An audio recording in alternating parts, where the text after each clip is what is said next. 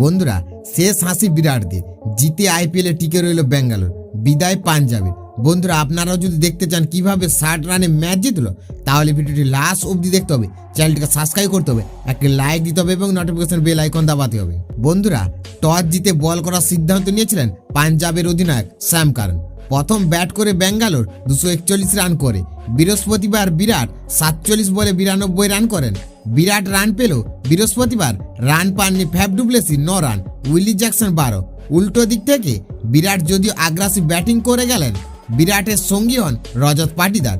23 বলে 55 রান করেন তিনি। বিরাটকে সঙ্গ দেন ক্যামেরন গ্রিন, তিনি 27 বলে 46 রান করেন। শেষ বেলায় নেমে 7 বলে 18 রান করেন দীনেশ কার্তিক। তাতে বেঙ্গালোরের ইনিংস পৌঁছে যায় 241 রানে। বন্ধুরা পাঞ্জাব শুরুটা ভালো করলেও পাওয়ার প্লেতেই 70 রানের ওপর তুলে নেয় তারা। তবে দুই ওপেনার প্রভ সিমরন সিং 6 ও জনি বেরেস্টো 27-এ আউট হয়ে যান। র্যালি রুসো শশাঙ্ক সিং দলকে ভরসা দিচ্ছিলেন, কিন্তু 27 বলে 61 রান করে আউট হয়ে যান র্যালি রুসো। তারপরে পাঞ্জাবের মিডল অর্ডার ধাক্কা খায়, ব্যর্থ হন জিতেশ শর্মা 5, লিয়াম লিভিংস্টন 0।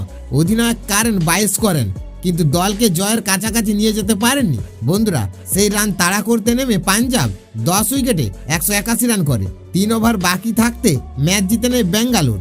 বন্ধুরা বেঙ্গালোরের হয়ে 3টি উইকেট নেন মোহাম্মদ সিরাজ। আইপিএল থেকে বিদায় পাঞ্জাব কিংসের। এর আগে বিদায় নিয়েছে মুম্বাই ইন্ডিয়ান্স। এবার পাঞ্জাবের প্লে অফে ওঠার আশা শেষ হয়ে গেল, জিতে এখনো টিকে রইল রয়্যাল চ্যালেঞ্জার বেঙ্গালোর। বৃহস্পতিবার বিরাট কোহলির ব্যাটে ভর করে 60 রানে জিতে নিল তারা।